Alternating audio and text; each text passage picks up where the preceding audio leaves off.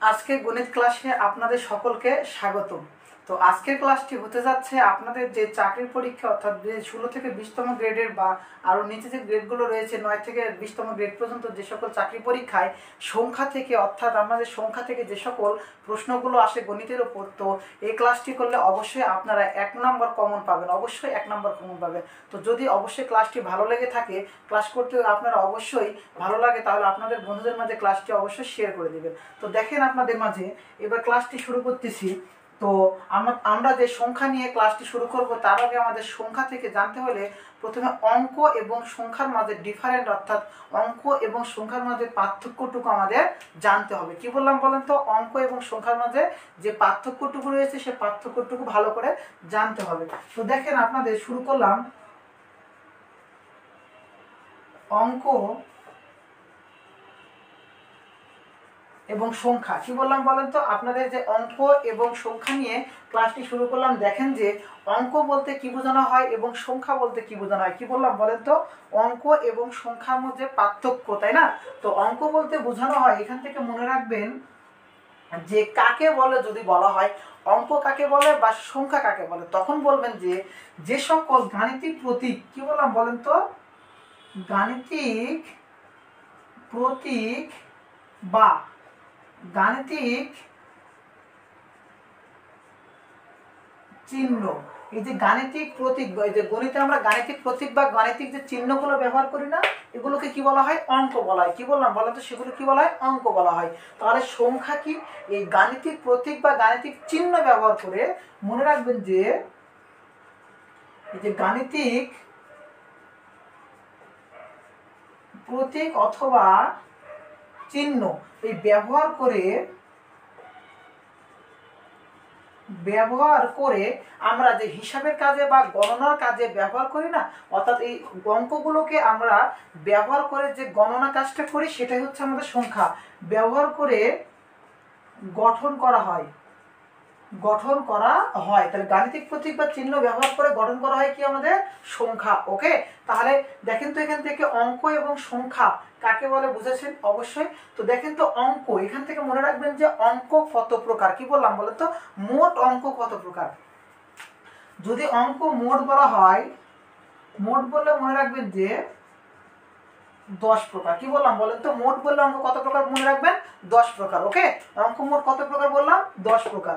তো এই যে 10 প্রকার রয়েছে আমাদের শূন্য থেকে শুরু, 0 1 2 3 4 5 6 7 8 9, এই যে আমাদের 0 থেকে 9 পর্যন্ত এই যে 10টি অঙ্ক, এই যে 10টি অঙ্ক আছে না এখানে, মোট অঙ্ক কয়টি? তাহলে বললাম 10টি। এই যে 0 থেকে 9 পর্যন্ত এই 10টি আমাদের হচ্ছে মোট অঙ্ক।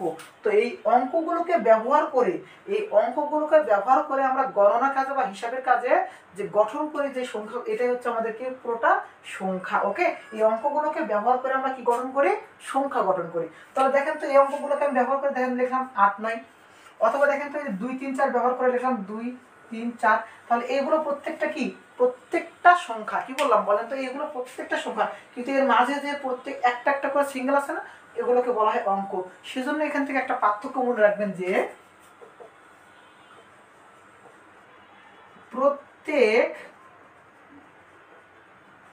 প্রত্যেক অঙ্কই সংখ্যা।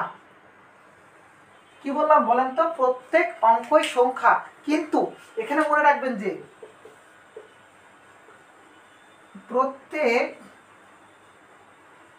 সংখ্যা অঙ্ক নয়। কি বললাম বলেন তো? প্রত্যেক অঙ্ক সংখ্যা নয়, কিন্তু প্রত্যেক অঙ্কই আবার কি মনে রাখবেন যে সংখ্যা। ওকে, প্রত্যেক সংখ্যাই অঙ্ক নয়, প্রত্যেক সংখ্যায় কি নয়? অঙ্ক নয়, কিন্তু প্রত্যেক সংখ্যাটাই আমাদের কি হচ্ছে?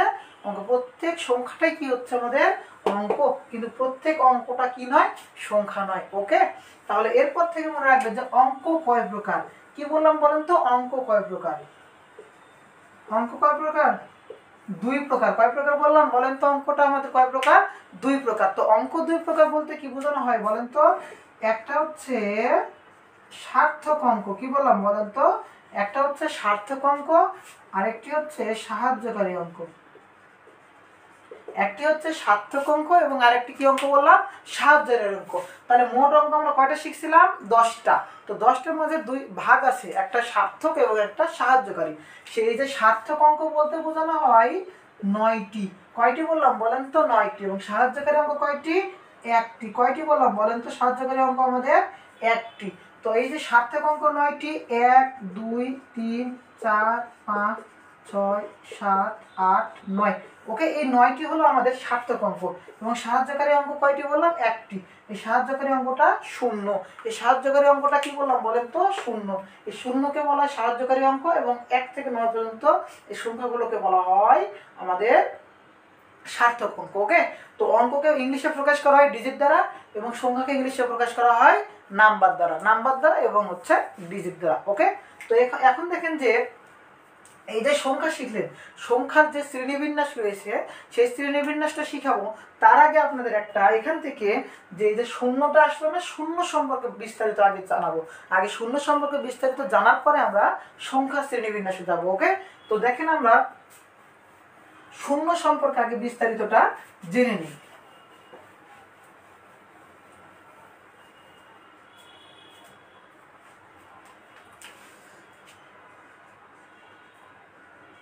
কি লিখলাম বলেন তো, শূন্য। এই শূন্যটা আমাদের কি, এই শূন্য নিয়ে আমাদের মনে অনেক কনফিউশন তৈরি হয়। শূন্যটা আমাদের কি, শূন্যটা কই থেকে আসলো, কেন শূন্য সম্পর্কে এত সমস্যা আসে। তো দেখেন যে এখানে বললাম, ভালো করে মনে রাখবেন যে শূন্যটা বলতে বোঝানো, মনে রাখবেন শূন্য একটি, ভালো করে মনে রাখবেন, শূন্য একটি ইন্টিজার নাম্বার। কি বললাম বলেন তো, ইন্টিজার নাম্বার। ইন্টিজার কথার অর্থ কি, ইন্টিজার কথার অর্থ পূর্ণ সংখ্যা। কি বললাম বলেন তো, ইন্টিজার কথার অর্থ কি বললাম, পূর্ণ সংখ্যা। তাহলে শূন্যটা একটি কি সংখ্যা, পূর্ণ সংখ্যা। শূন্যটা একটা কি সংখ্যা, পূর্ণ সংখ্যা। ওকে, এরপরে মনে রাখবেন যে শূন্যটা একটি জোড় সংখ্যা। কি বললাম বলেন তো, শূন্যটা একটি কি সংখ্যা, জোড় সংখ্যা। মনে থাকবে শূন্যটা একটি জোড় সংখ্যা। এখান থেকে আরো মনে রাখবেন, শূন্য মৌলিক না যৌগিক, মৌলিক যৌগিক কোনটি না, মৌলিক যৌগিক কোনটি না। শূন্য ধনাত্মক না ঋণাত্মক, শূন্য ধনাত্মক বা ঋণাত্মক না। অর্থাৎ শূন্য ধনাত্মক না ঋণাত্মক না। মনে থাকবে শূন্যটা কি না বললাম, ধনাত্মক না ঋণাত্মক না। শূন্যটা মৌলিক না যৌগিক না। শূন্যটা তবে জোড় সংখ্যা। কি বললাম বলেন তো, শূন্যটা কি সংখ্যা, জোড় সংখ্যা। শূন্যটা একটা পূর্ণ সংখ্যা। ওকে, শূন্যটা কি বললাম, পূর্ণ সংখ্যা।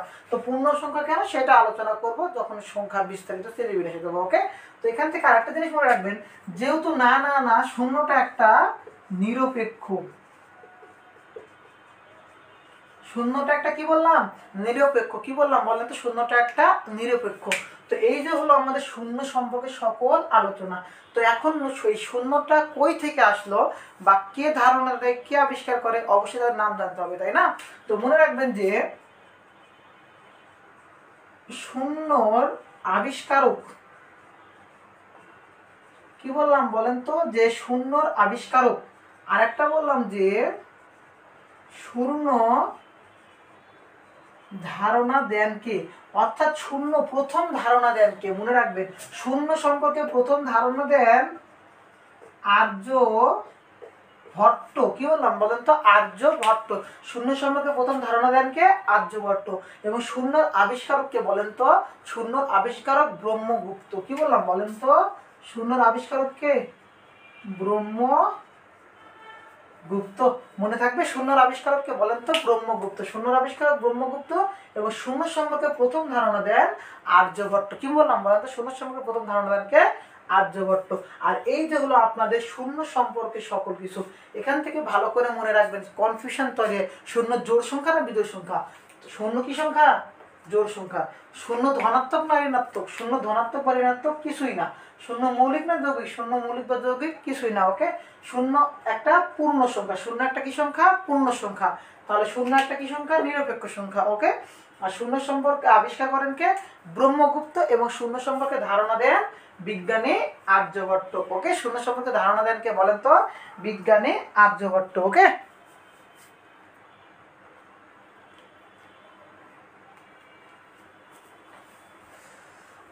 হ্যাঁ, এরপরে দেখেন যে এরপরে দেখেন সংখ্যার শ্রেণীবিন্যাস। কি বললাম বলেন তো? এরপরে আপনাদের আলোচনা করব সংখ্যার শ্রেণীবিন্যাস সম্পর্কে। ওকে, এরপরে আলোচনা করব আপনাদের সংখ্যার শ্রেণীবিন্যাস সম্পর্কে।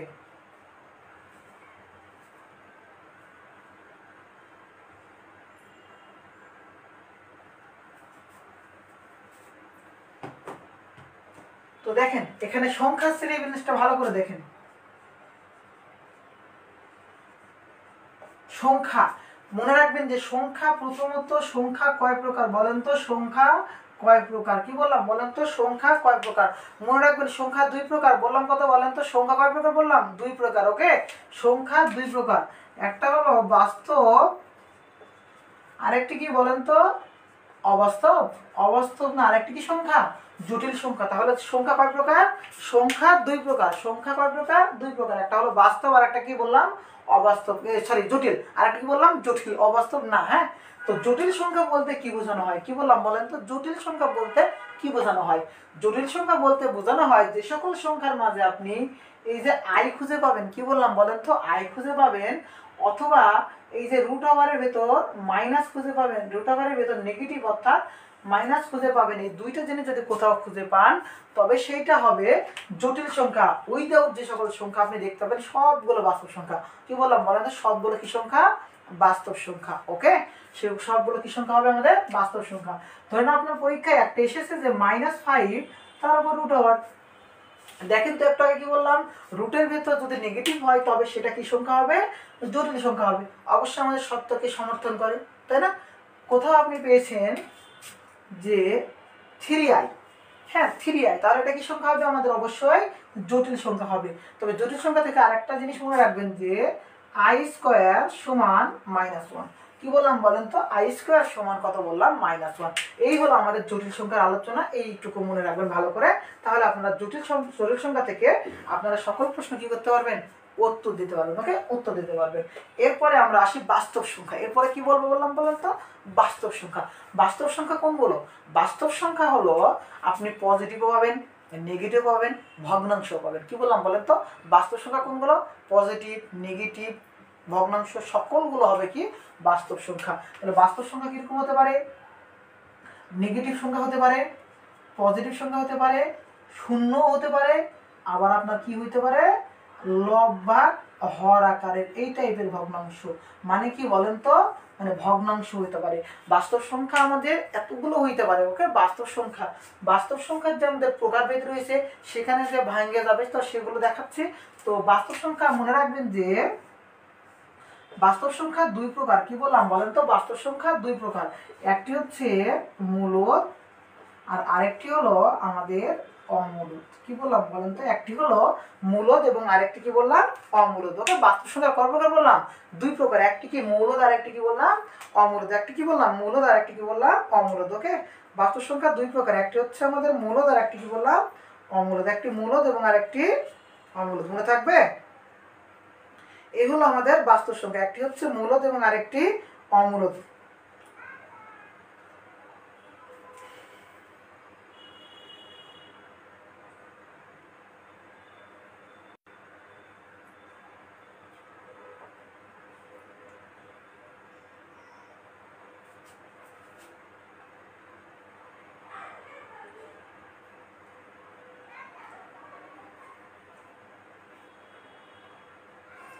তাহলে বাস্তব সংখ্যা কয় প্রকার বললাম বলেন তো? দুই প্রকার। একটি হচ্ছে মূলদ এবং আরেকটি কি? একটি মূলদ আর একটি অমূলদ। একটি হলো মূলদ আর একটি কি আমাদের? অমূলদ। ওকে, বাস্তব সংখ্যা দুই প্রকার। একটি মূলদ এবং আরেকটি অমূলদ।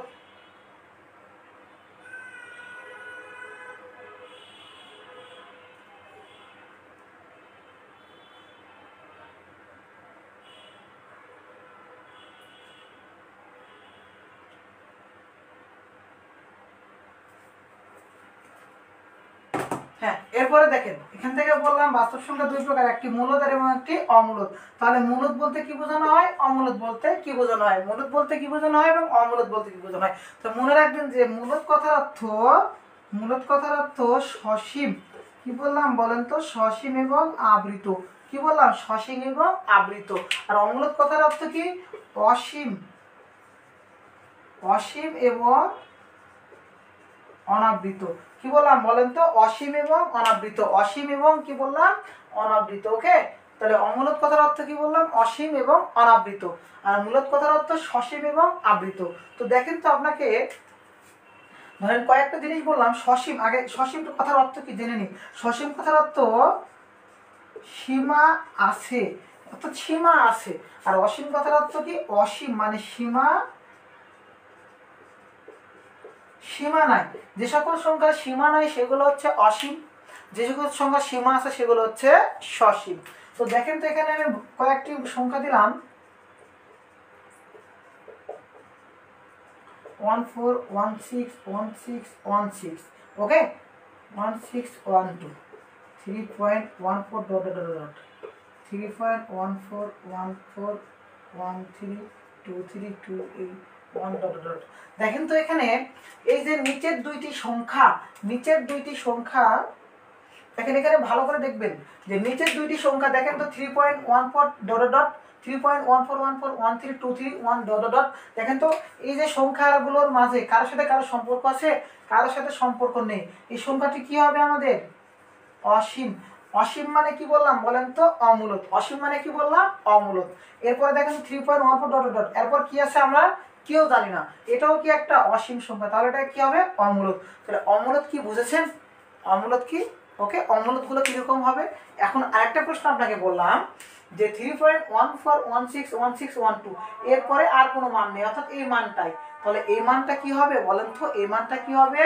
সীমা আছে মানে কি হবে বলেন তো? সসীম। সীমা আছে মানে কি হবে? সসীম। এবং পরে আরেকটি সংখ্যা দেখেন তো 3.14161616, দেখেন তো এই যে 161616 মানে ওই সংখ্যাটা কি বারবার আসতেছে? তাহলে এই সংখ্যাকে আমি কি লিখতে পারি? 341416। দেখেন তো পুনঃপুনিক ইউজ করলাম, ইউজ করলাম বলেন তো? পুনঃপুনিক ইউজ করলাম, অর্থাৎ এটাকে কি করলাম? আবৃত করলাম। আবৃত, এটাকে আমি আবৃত করলাম, এটাকে আমি পুনঃপুনিক করলাম। তাহলে আবৃত বা পুনঃপুনিক করি না কেন, ওই সংখ্যাটা কি হয়ে যাবে বলেন তো? আমাদের সসীম হয়ে যাবে। কি হয়ে যাবে বলেন তো? সসীম হয়ে যাবে। বোঝা গিয়েছে কি সসীম কি আর অসীম কি, অর্থাৎ মূলদ কি অম্লদ কি? ক্লিয়ার? দেখেন এরপরে এক সেকেন্ড,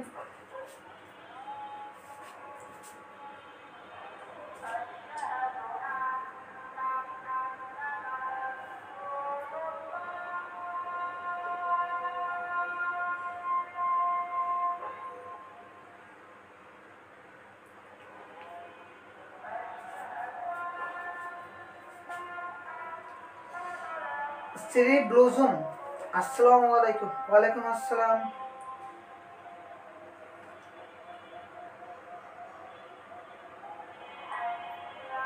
তো দেখেন ক্লাসটি যদি অবশ্যই ভালো লাগে অবশ্যই আপনার বন্ধুদের মাঝে ক্লাসটি শেয়ার করে দিবেন, অবশ্যই ক্লাসটি শেয়ার করে দিবেন। যদি অবশ্যই ভালো লাগে ক্লাসটিকে অবশ্যই শেয়ার করে দিবেন। ক্লাসটি যদি অবশ্যই ভালো লাগে অবশ্যই আপনার বন্ধুদের মাঝে ক্লাসটি শেয়ার করে দিবেন। তো দেখেন এরপরে যে আমাদের সসীম, অসীম, মূলদ, অমূলদ সকল সংখ্যাগুলো নিয়ে আলোচনা করা হলো। তো এখন এরপরে আমরা এই যে শ্রেণী বিভাগটা দেখব। তো দেখেন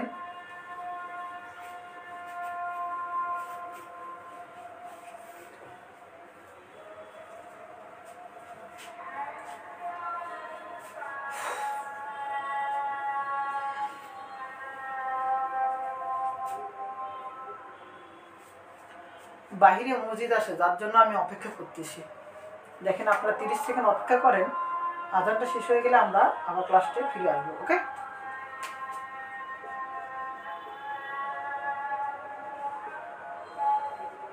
আমাদের মূলদ নিয়ে এখন আলোচনা করা হবে। অমূলদ আমাদের আপাতত এখন শেষ। অমূলদ যদি অতটুকু শিখেন তাহলে যথেষ্ট। এখন মূলদ নিয়ে আমরা আলোচনা করব। তো আমরা 30 সেকেন্ড পরে ক্লাসটা শুরু করি।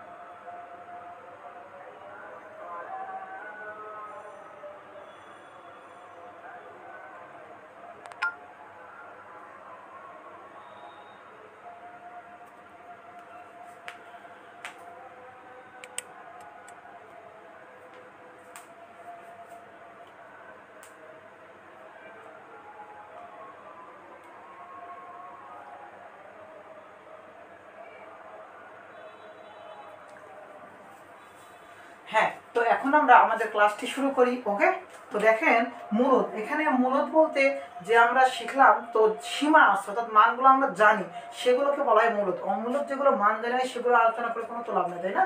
তো মূলদ বলতে বোঝানো হয় যে যে সকল সংখ্যা পূর্ণ সংখ্যা, কি বললাম বলেন তো, যে সকল সংখ্যা পূর্ণ সংখ্যা, আর আরেকটা মনে রাখবেন যে যে সকল ভগ্নাংশ। তাহলে কি বললাম বলেন তো, যে এখান থেকে মূলদ সংখ্যা কয়টা, পূর্ণ সংখ্যা এবং ভগ্নাংশ। তাহলে কয় প্রকার হলো? মূলদ সংখ্যা আমাদের দুই প্রকার। কি বললাম বলেন তো? দুই প্রকার, একটা পূর্ণ সংখ্যা এবং আরেকটা কি সংখ্যা, ভগ্নাংশ। ওকে, তো পূর্ণ সংখ্যা বলতে কি বোঝানো হয়? পূর্ণ সংখ্যা মানে ইন্টিজার নাম্বার। পূর্ণ সংখ্যা বলতে কি বোঝানো হয় বললাম? পূর্ণ সংখ্যা বলতে বোঝানো হয় ইন্টিজার নাম্বার। তাহলে পূর্ণ সংখ্যা কোনগুলো হইতে পারে বলেন তো? পূর্ণ সংখ্যা হইতে পারে ধনাত্মক সংখ্যা, পূর্ণ সংখ্যা হইতে পারে কি আমাদের শূন্য, পূর্ণ সংখ্যা কি হইতে পারে ঋণাত্মক সংখ্যা। তাহলে পূর্ণ সংখ্যা আমাদের এখান থেকে তিন ধরনের হতে পারে, একটা ধনাত্মক, একটা ঋণাত্মক এবং আরেকটি কি সংখ্যা, পূর্ণ সংখ্যা। আরেকটি কি সংখ্যা বলেন তো? পূর্ণ সংখ্যা। আর ভগ্নাংশ, এখান থেকে ভালো করে মনে রাখবেন যে ভগ্নাংশ কয় প্রকার। তো এই যে ধনাত্মক, শূন্য এবং ঋণাত্মক, এইগুলো নিয়ে আলোচনা করলাম না, কারণ এগুলো আপনারা ভালো করে জানেন। তো দেখেন তো এখান থেকে ভগ্নাংশ, ভগ্নাংশ দুই প্রকার। কি বললাম বলেন তো? ভগ্নাংশ দুই প্রকার, একটা হচ্ছে সাধারণ ভগ্নাংশ আর একটা হচ্ছে দশমিক ভগ্নাংশ। কি বললাম বলেন তো? একটা সাধারণ ভগ্নাংশ এবং আরেকটা কি বললাম, দশমিক ভগ্নাংশ। তো দশমিক ভগ্নাংশ দুই প্রকার। এই যে দশমিক ভগ্নাংশ দুই প্রকার, একটা সসীম আবৃত, একটা অসীম অনাবৃত। একটা সসীম আবৃত আর একটা অসীম অনাবৃত। তো দশমিক ভগ্নাংশ সম্পর্কে জানার কোনো প্রয়োজন নেই, এটা পরীক্ষায় আসে না। ওকে, খালি মনে রাখবেন যে সসীম আবৃত আর অসীম অনাবৃত। আমাদের জানতে হবে সাধারণ ভগ্নাংশ। কি বললাম বলেন তো? সাধারণ ভগ্নাংশ। তো সাধারণ ভগ্নাংশ তিন প্রকার। কি বললাম বলেন তো? সাধারণ ভগ্নাংশ কয় প্রকার বললাম? তিন প্রকার। একটা হচ্ছে প্রকৃত, একটা হচ্ছে অপ্রকৃত, আর একটা হচ্ছে মিশ্র। এই যে প্রকৃত, অপ্রকৃত এবং মিশ্র, তবে এখান থেকে ভালো করে মনে রাখবেন যে অপ্রকৃত এবং মিশ্র, কি বললাম বলেন তো? অপ্রকৃত এবং মিশ্র, এই যে অপ্রকৃত এবং মিশ্র ভগ্নাংশটা আমরা সামঞ্জস্য বলবো। কি বলবো? অপ্রকৃত এবং মিশ্রটা আমরা বলবো সামঞ্জস্য। কিন্তু কেন সামঞ্জস্য সেটা নিয়ে আলোচনা করতেছি। দেখেন তো, প্রকৃত বলতে কি বোঝানো হয়? প্রকৃত বলতে কি বোঝানো হয়? যে সকল ভগ্নাংশের লব বড়, কি বললাম, লব হর বড়, লব ছোট হর বড়, সেইগুলো হবে কি ভগ্নাংশ? প্রকৃত ভগ্নাংশ। যেমন 2/3, 2/3, তাই না? 2/3, এটা লবের চাইতে হরটা বড়, সেগুলো হচ্ছে প্রকৃত ভগ্নাংশ। আর অপ্রকৃত বলতে কি বোঝানো হয়? অপ্রকৃত বোঝানো হয় লবটা বড় হরের চাইতে। কি বললাম বলেন তো? লবটা বড় কার চাইতে? হরের চাইতে। যে সকল ভগ্নাংশের লবটা হরের চাইতে বড়, সেগুলোকে বলা হয় অপ্রকৃত ভগ্নাংশ। যেমন আপনাকে আমি বললাম 7/3। কি বললাম বলেন তো? 7/3, এটাকে 7/3 না বলে 7/5 বললাম। ওকে, 7/5 বললাম। তো দেখেন তো, 7/5 এই ভগ্নাংশটা একটা কি ভগ্নাংশ? অপ্রকৃত ভগ্নাংশ। কি বললাম বলেন তো? এই ভগ্নাংশটা কি ভগ্নাংশ? অপ্রকৃত ভগ্নাংশ। ওকে, তো এই যে অপ্রকৃত ভগ্নাংশ 7/5, এই ভগ্নাংশটা দেখেন তো, এখানে আমি এই ভগ্নাংশটাকে আমি লিখতে পারি কি বলেন তো? 1/2/5 বলতে পারি। 1/2/5। তাহলে অপ্রকৃত ভগ্নাংশ কার সামঞ্জস্য? মিশ্র ভগ্নাংশের সামঞ্জস্য। ওকে, এই জন্য বলা হয় অপ্রকৃত ভগ্নাংশটা মিশ্র ভগ্নাংশের সামঞ্জস্য। সেজন্য সাধারণ ভগ্নাংশকে দুই ভাগে ভাগ করা যায়, একটা প্রকৃত একটা অপ্রকৃত, এবং মিশ্রটা অসাধারণ সামঞ্জস্য। ওকে, মনে থাকবে তাহলে ভগ্নাংশ সম্পর্কে। ওকে, এরপরে আমরা এই যে পূর্ণ সংখ্যা শিখলেন, এখানে ধনাত্মক, শূন্য এবং ঋণাত্মক।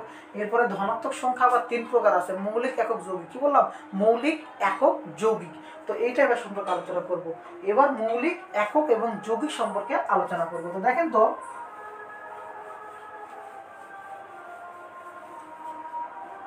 দেখেন এখানে ধনাত্মক সংখ্যা,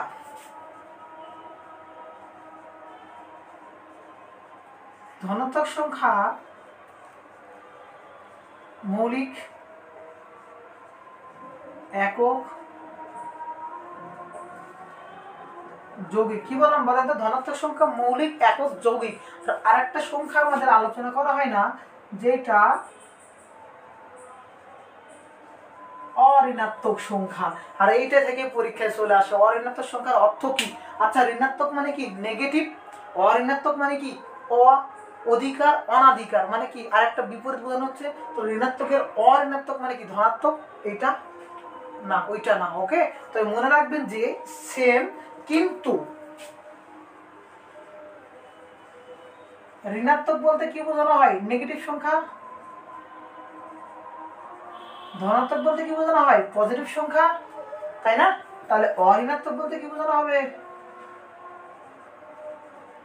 অঋণাত্মক বলতে কি বোঝানো হবে ধনাত্মক সংখ্যা, কখনোই না। মনে রাখবেন অঋণাত্মক অঋণাত্মক অঋণাত্মক মানে জিরোর চাইতে বড় সংখ্যা পজিটিভ হবে, জিরোর চাইতে বড় সংখ্যা পজিটিভ হবে। কি বললাম বলেন তো, জিরোর চাইতে বড় সংখ্যা এবং সংখ্যাগুলো কি হবে পজিটিভ হবে। ওকে, জিরোর চাইতে বড় এবং সেগুলো কি হবে পজিটিভ, সেগুলো হবে অঋণাত্মক সংখ্যা। ওকে, এখন এখানে ফিরে আসি মৌলিক, একক এবং যৌগিক। মৌলিক সংখ্যা বলতে কি বোঝানো হয়, মৌলিক সংখ্যা বলতে বোঝানো হয়, ভালো করে মনে রাখবেন, যে সংখ্যাকে ওই সংখ্যা এবং এক ছাড়া, ওই সংখ্যা এবং এক ছাড়া ভাঙ্গা যায় না। কি বললাম বলেন তো, ভাঙ্গা যায় না। ওকে, ওই সংখ্যা বা এক ছাড়া ভাঙ্গা যায় না, তাকে কি বলা হয় মৌলিক সংখ্যা। মৌলিক সংখ্যার উৎপাদক কয়টি, এখান থেকে একটা এমসিকিউ আসলো, উৎপাদক কয়টি মনে রাখবেন, মৌলিক সংখ্যার উৎপাদক দুইটি। কি বললাম বলেন তো, মৌলিক সংখ্যার উৎপাদক কয়টি বললাম দুইটি। মৌলিক সংখ্যার উৎপাদক কয়টি দুইটি।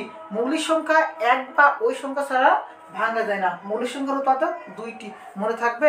তাহলে আপনাকে দেখেন তো দুই তিনটা প্রশ্ন করলাম, ধরেন 3 এটা মৌলিক না যৌগিক, 4 মৌলিক না যৌগিক, 5 মৌলিক না যৌগিক, 1 মৌলিক না যৌগিক, 0 মৌলিক না যৌগিক, 2 মৌলিক না যৌগিক। ওকে, তো এখান থেকে প্রশ্ন যৌগিক বলতে কি বোঝানো হয়, মৌলিক মানে কি, মৌলিক মানে বললাম যে একটু আগে, মৌলিক মানে মনে রাখবেন যে সকল সংখ্যাকে এক বা ওই সংখ্যা ছাড়া ভাঙা যায় না সেগুলো মৌলিক। যৌগিক মানে কি ভাঙা যায়। আর একক মানে কি যে সংখ্যার মান এক, যে সংখ্যার মান এক অর্থাৎ 1 একক, সেগুলোকে বলা হয় কি সংখ্যা, যেগুলোকে বলা হয় কি সংখ্যা বলেন তো, যে সংখ্যার মান এক একক। কি বললাম বলেন তো আরেকবার, যে সংখ্যার মান এক একক সেগুলোকে বলা হয় একক সংখ্যা। কি বললাম, সেগুলোকে বলা হয় একক সংখ্যা। আর যে সংখ্যার মান এক বা ওই সংখ্যা ছাড়া ভাঙা যায় না সেগুলোকে বলা হয় মৌলিক সংখ্যা, এবং যে সংখ্যাগুলোকে ভাঙা যায় সেগুলো কি সংখ্যা, যৌগিক সংখ্যা। ওকে, তাহলে মৌলিক সংখ্যার উৎপাদক কয়টি, মৌলিক সংখ্যার উৎপাদক দুইটি। যৌগিক সংখ্যার উৎপাদক কয়টি, সেটা তো ভাঙ্গার উপর ডিপেন্ড করে, তাই না? তাহলে এখন এখান থেকে দেখেন 0 একটি কি সংখ্যা, মৌলিকও না যৌগিকও না, তাহলে এর প্রয়োজন নাই। 0 একটি কি সংখ্যা, মৌলিকও না যৌগিকও নয়। ওকে, এরপরে 1 কি সংখ্যা বলেন তো, 1 মৌলিক না যৌগিক, 1 কে 1 দ্বারা ভাগ করা যায়, 1 দ্বারা গুণ, সব কিছু করা যায়, তাহলে কি হবে সবই যায়। তাহলে কি দুইটা উৎপাদক অবশ্যই কি হবে মৌলিক। 1 মৌলিক সংখ্যা যৌগিক সংখ্যা কিছু না, 1 মৌলিক সংখ্যা যৌগিক সংখ্যা কিছু না, 1 একটা একক সংখ্যা। মনে থাকবে 1 একটা কি সংখ্যা বললাম, 1 একটা একক সংখ্যা। ওকে, এরপরে রয়েছে 2 3 4 5। এই যে 2 3 4 5 এখান থেকে ভালো করে মনে রাখবেন। দেখেন তো 2 কে আপনি 2 ছাড়া আর 1 ছাড়া ভাঙতে পারবেন না, 3 কে আপনি 3 ছাড়া আর 1 ছাড়া ভাঙতে পারবেন না, 4 কে আপনি 4 দ্বারা ভাঙতে পারবেন, 2 দ্বারা ভাঙতে পারবেন, 1 দ্বারা ভাঙতে পারবেন, মানে 4 কে আমি 3টা সংখ্যা দ্বারা ভাঙতে পারবো। এর উৎপাদক কয়টি হলো 3টি, তাহলে এটা কি সংখ্যা, যৌগিক সংখ্যা। এটা কি সংখ্যা, যৌগিক সংখ্যা। 5 কে দেখেন তো আমি 5 দ্বারা ভাঙতে পারবো, 1 দ্বারা ভাঙতে পারবো, তাহলে এর উৎপাদক কয়টি, 2টি, তাহলে এটা কি সংখ্যা, 5 আমাদের একটি মৌলিক সংখ্যা, 3ও মৌলিক সংখ্যা, 2ও মৌলিক সংখ্যা। কিন্তু 4 আমাদের কি সংখ্যা, একটি যৌগিক সংখ্যা। 4 আমাদের কি সংখ্যা, একটি যৌগিক সংখ্যা। ওকে, ক্লিয়ার। এখন এখান থেকে আমি আপনাদের 4-5টা প্রশ্ন করাবো, দেখি তো সবাই কেমন উত্তর দিতে পারেন। দেখেন ক্লাস শেষের পথে, ক্লাস শেষের পথে এখান থেকে 4-5টা প্রশ্ন করাবো, দেখেন যে উত্তর দিতে পারেন কিনা।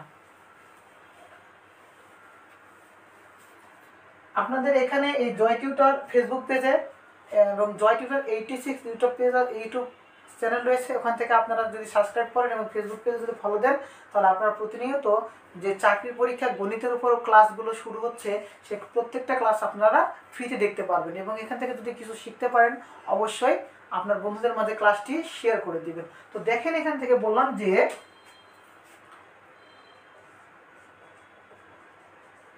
সবচেয়ে ছোট মৌলিক সংখ্যা কত?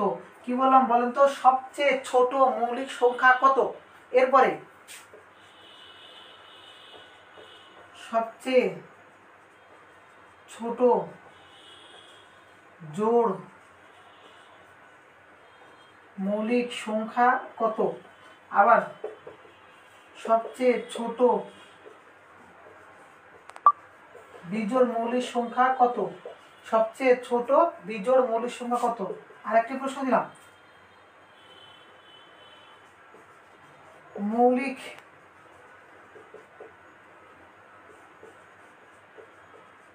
জোড়